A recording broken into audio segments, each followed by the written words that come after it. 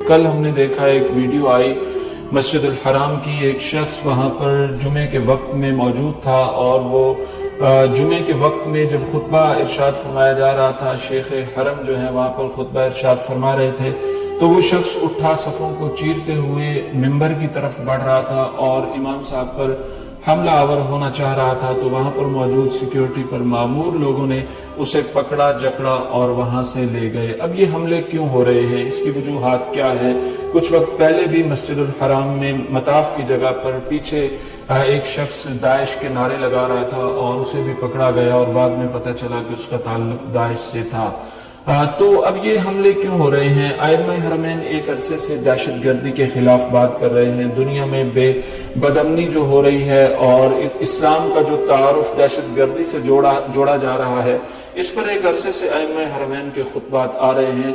लगता यही है कि उन्हीं अनासिर की तरफ से, चाहे उनका ताल्लुक दाइश से हो या दीगर दहशतगर्द तंजीमों से हो, तो वो लोग अब हमला आवर हो रहे हैं और मस्जिद अल हराम या हरमैन शरीफैन के अमन को भी नुकसान पहुंचाना चाह रहे हैं। मैं अपने मुसलमान दोस्तों को, भाइयों को बतलाना चाहता हूं कि इमाम हरम कैसे बनते हैं, ये लोग इस मनसब तक कैसे पहुंचते हैं। दुनिया में लाखों हजारों करोड़ों कुर्रा मौजूद हैं, उनके नसीब में क्यों नहीं होता ये मुसल्ला और ये मिंबर, और यहाँ तक वो क्यों नहीं पहुंच पाते? तो इन लोगों की तैयारी कैसे होती है? आप अपने मोहल्ले की मस्जिद के लिए जब किसी कारी साहब का इंतखाब करते हैं, किसी खतीब साहब का इंतखाब करते हैं, तो बहुत सारी खूबियां आप उनमें देखते हैं। कारी हो, मुजव्विद हो, आवाज अच्छी हो, खुतबा अच्छा दे सकते हों और इसके साथ साथ और बहुत सारी अखलाकी खूबियों के मालिक हों, तब जाकर आप उनको जो है पसंद करते हैं कि अपना मुसल्ला, अपनी मस्जिद की इमामत उसके सुपुर्द करें।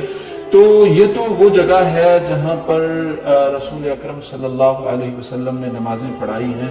यह तो वो मिंबर है जहां पर इमाम कायनात सल्लल्लाहु अलैहि वसल्लम खड़े हुए हैं, खुलफाए राशिदीन, सहाबाए किराम खड़े हुए हैं। तो इस मनसब तक पहुंचने के लिए किस दर्जे इन लोगों की तहकीक होती है और इनकी पड़ताल होती है और उसके बाद ये मनसब इन लोगों के हवाले किया जाता है। ये शेख अब्दुर्रहमान असुदैस, ये शेख सऊद शुरैम, ये डॉक्टर फैसल गज़ावी, ये डॉक्टर बंदर बलीला, ये डॉक्टर खालिद अल गांधी, ये डॉक्टर माहिर मुअक्ली, ये डॉक्टर यासिर अद-दौसरी, यानी ये बड़े बड़े नाम हैं, बड़े बड़े किबार उलमा के नाम हैं। अपने अपने शोबों में ये सीनियर प्रोफेसर हैं, डीन हैं अपने अपने शोबों के। कोई क़िरात के शोबे का डीन है, कोई हदीस के शोबे के डीन है, कोई लुगत के शोबे के डीन है, कोई कहाँ पर खिदमत सर अंजाम दे रहे हैं। और फिर एक लंबा मरहला होता है जिसे ये तय करके आते हैं, हिफ्स करने के बाद तजवीद, फिर लहजात, फिर कुरान करीम की तिलावत, फिर आवाज, फिर सुर, और फिर उसके बाद आप इनके इल्म की बात करें, इल्म लुगत, इल्म हदीस, इल्म फलसफा, इल्म मंतिक और दुनिया के तमाम मुआसिर उलूम पर इन लोगों की दस्तरस होती है। और बड़ी कसौटी और बड़ी तहकीक के बाद, बड़ी पड़ताल के बाद, बड़े इंटरव्यूज के बाद, बड़े अखलाकी तौर पर इन्हें परख लेने के बाद इस मनसब का अहल समझा जाता है। जहां ये आते हैं फिर इनके पीछे ईरानी भी खड़े हैं, तुरानी भी खड़े हैं, पाकिस्तानी भी खड़े हैं, हिंदुस्तानी भी खड़े हैं, शामी भी खड़े हैं, मशरकी भी हैं, अरबी भी हैं, अफ्रीकी भी हैं। सारे लोग इनके अल्लाह अकबर पर अल्लाह अकबर कहते हैं, इनके रुकू में जाने पर रुकू में जाते हैं, इनके सजदों में जाने पर सजदों में जाते हैं। ये इस मनसब पर पहुंचे हुए लोग जब वहां पर खड़े होकर बात करते हैं तो इनकी बात को सुना जाता है, इनकी बात को तस्लीम किया जाता है। ये अजीम शान चुने हुए लोग हैं, अल्लाह ने इन्हें इस मनसब के लिए चुना है, इंतखाब किया है। आज हासिदों का हसद जहां नहीं पहुंच सका वहां पर उनके हाथ पहुंच रहे हैं, वहां जसारतें हो रही हैं और उन पर हमला आवर होने की कोशिशें हो रही हैं। ये बहुत अफसोसनाक है। इसमें मैं उन अनासर की भी बात करूंगा जो इनके खिलाफ मेंबरों पर बात करते हैं। कोई वहाबी कहता है, कोई नजदी कहता है, कोई इन्हें और अंदाज से तखातुब करता है। इनका एक ही तारुफ है कि ये अल्लाह के घर के इमाम है। अल्लाह के घर में जो मुसल्ला बिछा है उनका वारिस अल्लाह ताला ने इन्हें बनाया है। रसूलुल्लाह सल्लल्लाहु अलैहि वसल्लम सहाबा किराम की नियाबत में इन्हें वहां पर खड़ा किया है। इनका यही एक तारुफ है।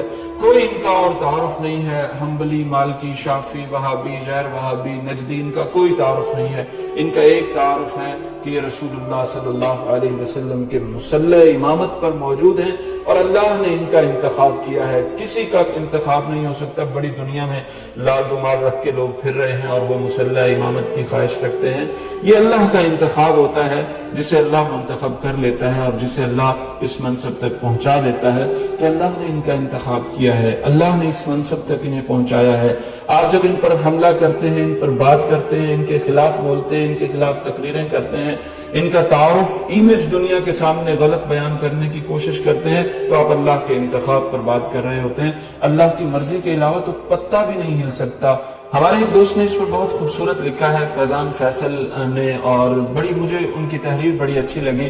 انہوں نے لکھا کہ اگر آپ نے سعی کرنے کے بعد صفا مروہ کے باہر والے برآمدے میں یاسر الدوسری کے پیچھے فجر پڑھی ہے، یا مطاف کی دوسری منزل سے کعبہ کو دیکھتے ہوئے ماہر معقلی کو سنا ہے، یا توسیع والے نئے گوشہ راحت و سکون میں بندر گلیلہ کی گونجدار ترنم کے مزے لیے ہیں، یا ہوٹل سے حرم کی طرف جاتے ہوئے سعود الشرین کے لہجے کے مخصوص بہاؤ میں بہنے کا تجربہ کیا ہے، یا حرم کی چھت پر عبداللہ الجوہنی کی پرسوز ادا پر چند لمحات کان دھرے ہیں، یا عبد الرحمن السدیس کو اپنی آنکھوں سے کسی جہری نماز کے لیے مصلی امامت کی طرف بڑھتے ہوئے دیکھا ہے، تو آپ یوٹیوب پر لاکھوں تلاوتیں سن لیں، لاکھوں قراء کو سن لیں، نہ دل کی پیاس بجھتی ہے، نہ دل بھرتا ہے۔